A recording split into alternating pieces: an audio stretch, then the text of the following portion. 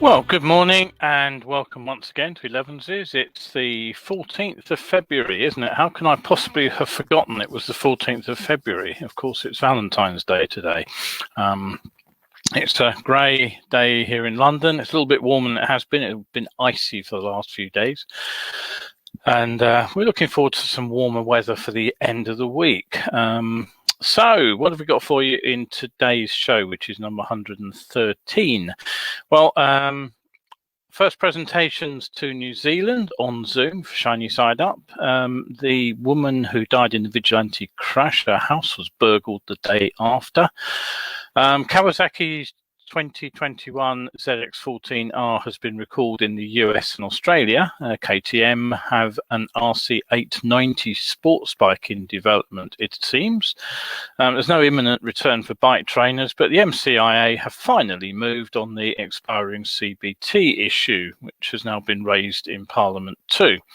Date for your diary, Motorcycle Live 2021 shifts to December.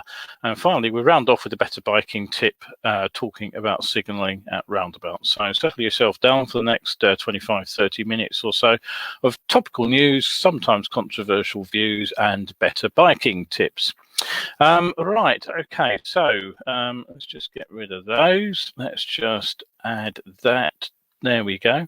I've delivered my first two presentations to New Zealand bikers as part of the 2021 Shiny Side Up events. On Friday night, local time, 9 o'clock or something, I was talking to a Saturday morning audience over in New Zealand in Christchurch. Something over 200 bikers had actually packed a conference room over there to sit in on one of the Shiny Side Up Talk Series events. Now, given that the population of Christchurch is only 400,000, its second largest city in New Zealand, there are only about 60,000 riders across the whole country. An audience of 200 is actually pretty damned huge. If I've done my maths right, that would be like speaking to 4,000 bikers in the UK. And last night, around about 10 o'clock, I was on stage for the first of the Bike Fest events, which was held at Nelson at the top of the South Island. What was I talking about? I was delivering the very latest of my Science of Being Seen talks, which, as you probably know, is a science-based investigation into just why drivers have so much trouble seeing motorcyclists. And also it looks at why the conventional solutions of high-vis clothing and day riding lights haven't had the effects in reducing collisions at junctions that was hoped for. So based on the problems, what we come up with are some positive solutions to help riders take steps to protect themselves. So, following the science, as the current expression goes. By the end of the events, which finish at Kapiti Bike Fest near Wellington on Sunday, March 7th, I do hope that a significant proportion of the New Zealand biking population, and with a bit of luck, some of their partners who undoubtedly sat in on talks too, will know just a little bit more about the sorry mate, I didn't see you collision. Right, okay. On a less cheerful note, a week ago I reported on the tragic death of a young rider, 22-year-old Jennifer Broad, who was killed after a vigilante driver lost control of a vehicle during a car chase and smashed into her bike. On Wednesday, I had to tell you that a fake crowdfunding account had been set up purporting to raise funeral expenses on her behalf. But it just gets worse. Two teenage boys have just been arrested in connection with a burglary at her home just a day after she was killed.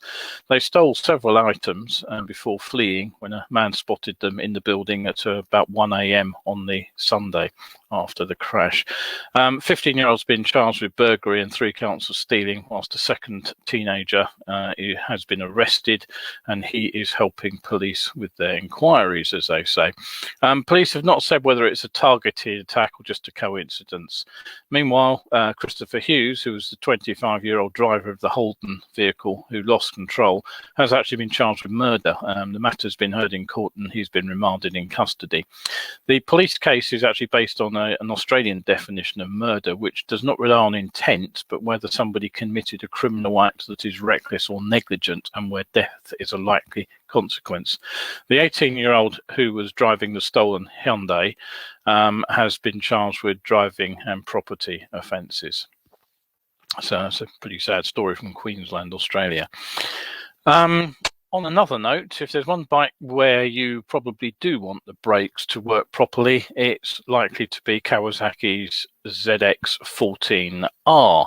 So it is slightly scary to hear that the bike's been recalled over what they have said to be missing brake components in the front brake master cylinder, which may interfere with the force applied when braking. Well, yes, okay, I can kind of understand that.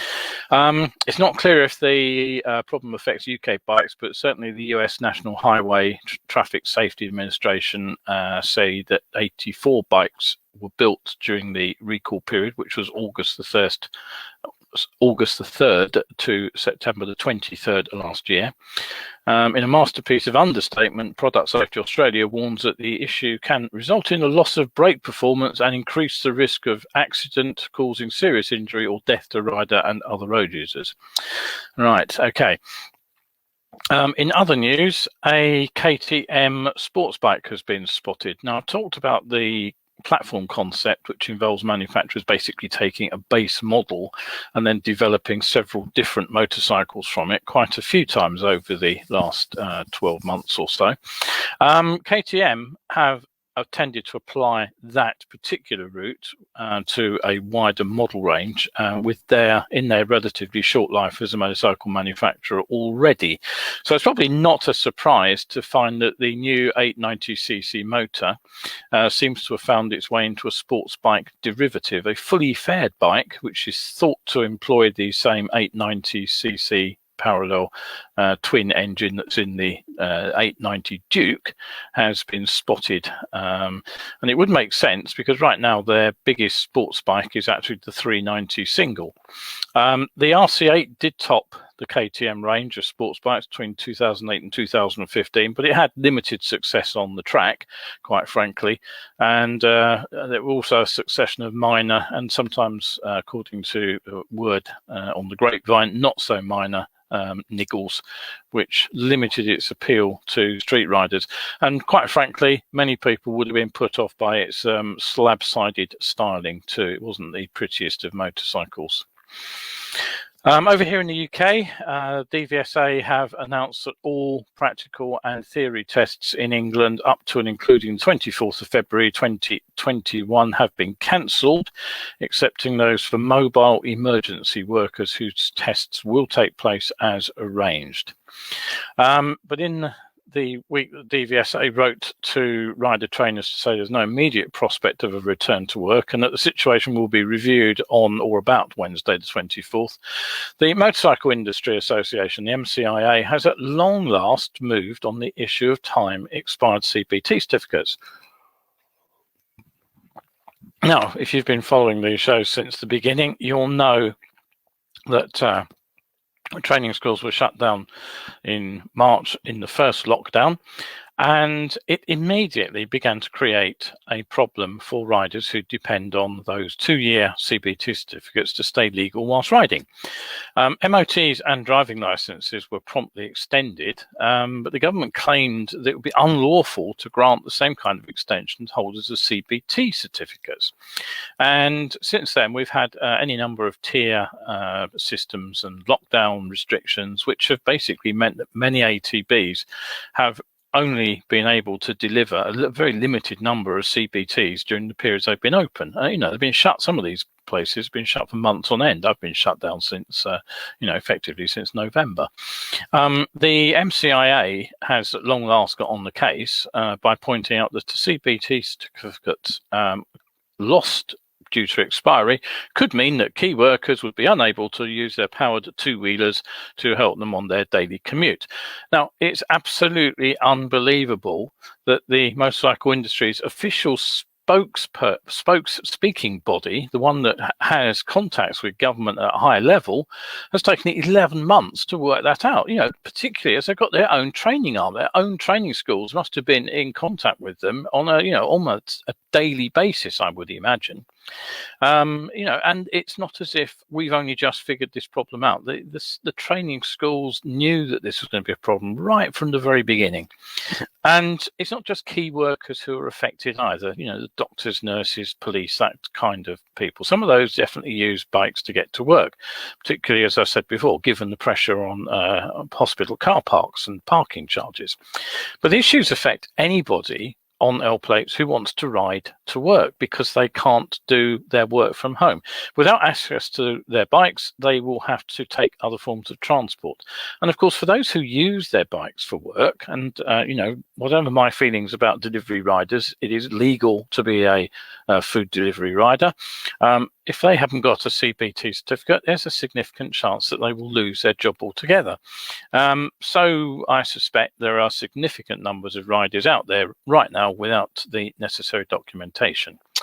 The Manufacturers Association said that there seems to be some parliamentary support to extend the 2-year lifetime of CBT certificates, and that they were pleased to see that an independent MP, Jonathan Edwards, had tabled an early day motion in Parliament. As I say, it's taken them 11 months to get to this point. The bad news is that an early day motion is something that's tabled by a member of Parliament and calls for a debate in the House of Commons on a particular topic, but that debate rarely happens because it kind of depends on lots and lots of people signing it and then time being found in the timetable. So basically, don't hold your breath for a sudden change of direction from the DFT driven by this early day motion. So I fear that if your CBT is expired, you will have to do what I have mentioned to several people who've contacted me, and that's basically wait till we're released from lockdown. But what I do suggest is that you do contact your local school and see if they can put you on some kind of waiting list where people are forming an orderly queue to get their CBTs. Okay, so don't forget, if you want to catch up with Elevenses, you can do so on Sundays and Wednesdays at 11, and you'll also find the shows here after the event, and you can also catch up with them on my YouTube channel, which is Survival Skills with a UK at the end. Don't forget that all important UK, or you'll find someone showing you how to eat shoe leather or something and survive. Right, just have a quick look at the comments. Who have we got? Nigel says good morning. Tony Surridge says hopefully he'll be at the Motorcycle Live Honda Owners stand. That would be good, wouldn't it? Martin Foster's asked if Dr. Chris Hurren was presenting at Shiny Side Up. He certainly is, Martin, yes. And Nick also says good morning. Right, okay, so Motorcycle Live, yes, that was about to be my next event. So time to put the date in the diary, although given the events of the last year, I think I'd use pencil rather than ink. But Motorcycle Live is due to return to the NEC at Birmingham on Saturday the 4th of December, and it will run till Sunday the 12th. Now, that's later than usual, which may put some people from travelling off up there on their bikes, but that date was necessary to deal with scheduling changes with other large motorcycle shows, which are also obviously struggling to get themselves relaunched. Exhibitors, sponsors and suppliers will be presenting their brand products and services. There'll be interactive features and displays, and they organisers are promising something new. Finley McCallan, Managing Director of Motorcycle Live, said we're extremely excited to once again present a physical show, as it will be the first motorcycle show in the UK for 2 years. With support promised from major manufacturers, key brand holders and retailers, the 2021 event will again deliver a first-class year-end event to bring the industry back together. As always, the organisers say that the show aims to be better than ever. Well, I guess they can't really say it was not up to last year's, can they really? If you want the latest info, motorcyclelive.co.uk is the place to go, and they also, of course, have social media platforms. Russell has also popped in and said hello, and Tony Surridge has also pointed out it's a great show. Yes, I have to admit, the last one I went to, which was a few years ago now, it was like tumbleweed in there, hardly anybody in any of the auditoriums. I got a picture of the latest Ducati sports bike with no one on it, which was unheard of. I've never managed to do that before. Right, okay, so on to our better biking tip for the day. Let me get the right photo up and I shall show it to you.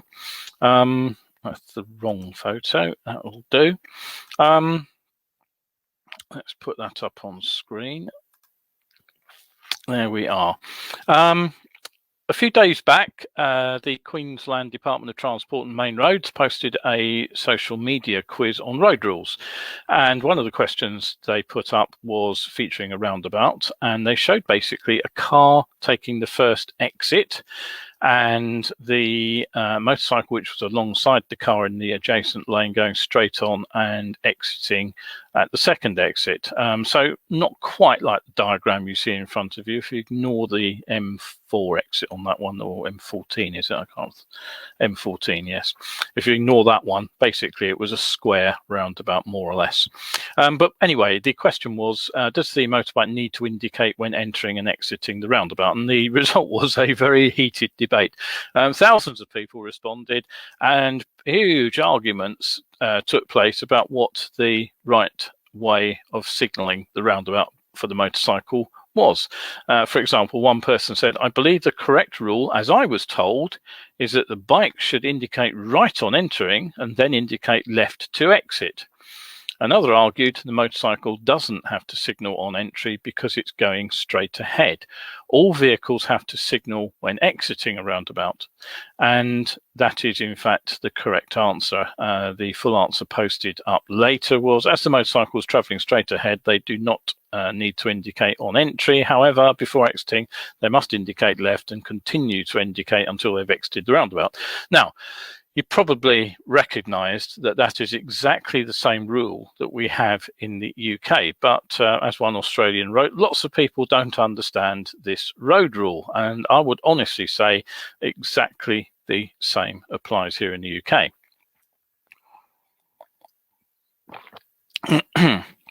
Now, what frustrates me is that whilst there are some older drivers who seem to have been taught a slightly different approach to signalling roundabouts, I know for a fact that anybody who's taken their test since 1995, when I first got involved in bike training, has been taught the correct system. And that's 25 years ago. So that's a significant tranche of the motorcyclists who are currently out on the road.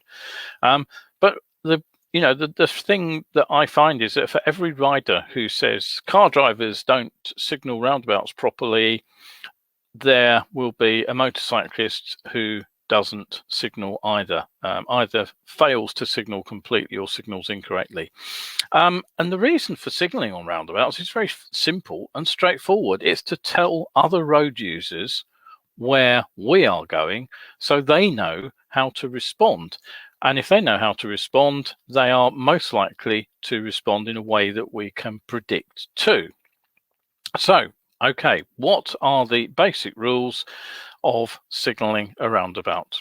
Well, look at the one on screen. You'll notice it's got 5 exits, which makes it just a little bit more complicated than the one in the Queensland quiz.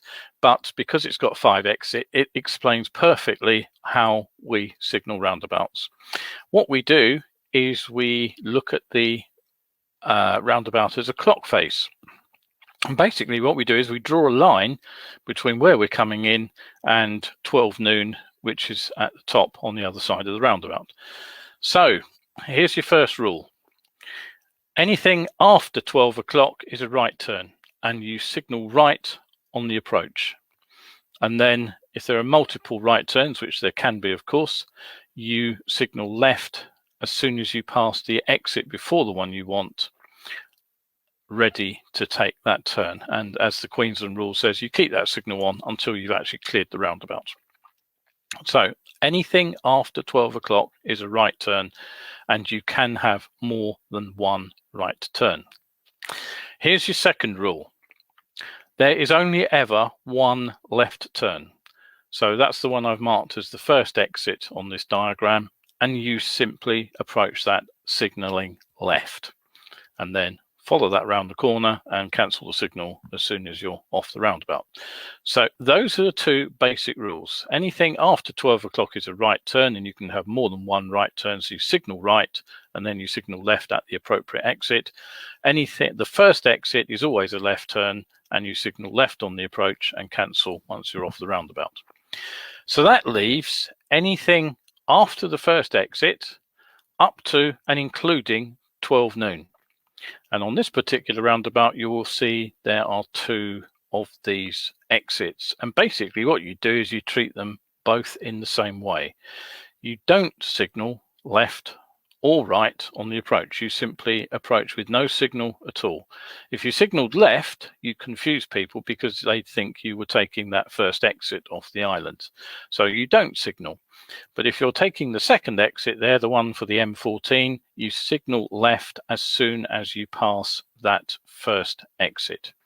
If you are taking the third exit, which is the directly ahead straight on exit, you wait till you are past the second exit and then you signal left. So no signaling right to go straight on and then a left as you get to the exit. You signal left for the first exit, you signal right for anything after 12 o'clock, and then left at the appropriate exit. And if you're going anywhere else up to and including 12 o'clock, you don't signal on the way in, but you do signal as soon as you've passed the exit before the one you want, you signal left. It's simple. It really is very, very simple when it's explained like that. So just look at the sign and work out where you're going, count the number of exits round so you don't get lost, and work out whether it's a straight on right turn or that one off left turn. Anything else to say? Which lane do you approach in?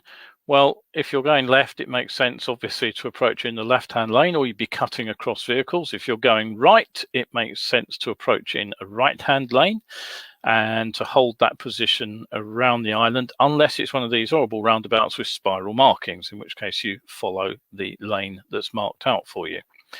If you're going straight ahead, it depends.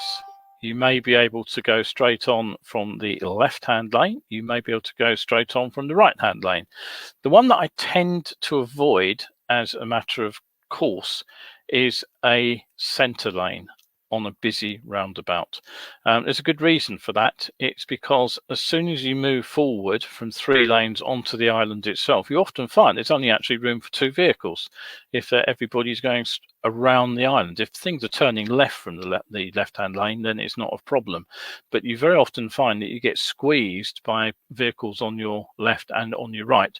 So it's basically it's a lane for making motorbike sandwiches. So although I will use a centre lane on occasion, I'm very cautious about how I do that. If I can, I will use either or the other lanes. Anything else to say? Well, if you miss your exit, do something sensible. If you're indicating to turn right and you suddenly realize that you've just shot past the exit you wanted, rather than try to dive across to get to that exit at the last second, do the obvious thing, do a lap of the roundabout. It's astonishing how many people forget that as an option. I've seen people reversing back round a roundabout to get to their exit. Can you honestly believe that somebody could do that? But people do daft things in emergencies. So carry on round, take it next time round. If you're not actually sure of which exit you should be taking because maybe you've got a conflict between something like a GPS, or you're trying to spot the road sign to a smaller destination which wasn't on the big signboard, then set yourself up for a right turn, do a lap, look at all the signs as you go round, and you come out on the second lap. Anything else to say? Avoid straight lining roundabouts. If there's any other traffic around, that is guaranteed to put you into a risky situation. And remember, if a vehicle pulls out in front of you, you do need to be able to take some evasive action. So one of the things that motorcyclists love to do, and I hold my hand up here and confess that I like to do it when I was a courier sometimes, was get a bit of a knee down action on the roundabout. But, you know, after a near miss, I suddenly thought that's not quite as simple as it looks, is it? So maybe I'll go a bit slower next time. So yeah, think about roundabouts. They are junctions like any other. No one would in this right minds would speed up through a blind junction. So roundabouts really aren't a good place to be taking any sort of progress oriented riding. Back it off, take it gently, and don't rush through roundabouts. Right, okay, what have we got to say? Nick says in Germany it seems indication is only required at the exit. I can't talk for German roundabouts. I can't remember off the top of my head what the rules are. In Albania it was priority à droite sometimes. Well, that was certainly the French and European rule at roundabouts for many years, but it's been changed in France for at least 30 years. So you really don't give way to vehicles coming onto roundabouts anymore. Martin says it's all coming back to me from his UK training. Yes, it probably would. Cheryl says hello. Nick says your exit point is relative to your entry point, not to any other observer on another road. Therefore, the only useful indication is prior to your exit point, mini roundabouts accepted. No, I wouldn't agree with that at all, Nick. I would say that you can often see a vehicle that is turning right, signalling right, so you know that they're going to go across your path. You can also see from behind where vehicles are going as well. You're following vehicles onto roundabouts, and it's useful to know where they're likely to go from their indications. So the exit left signal tells you which exit people are taking, but it also, the right turn signal also, or even the lack of a signal which says you're going to take a straight on exit, helps other people understand what you're doing. So yes, it is simple, as Nigel said. There's no signal for don't know where I'm going. Yes, hazard lights I think people tend to use for that one. I've seen that happen before now. Right, okay, so that is it for today. I hope that little explanation will help a few people understand and perhaps think twice about how they signal roundabouts in future.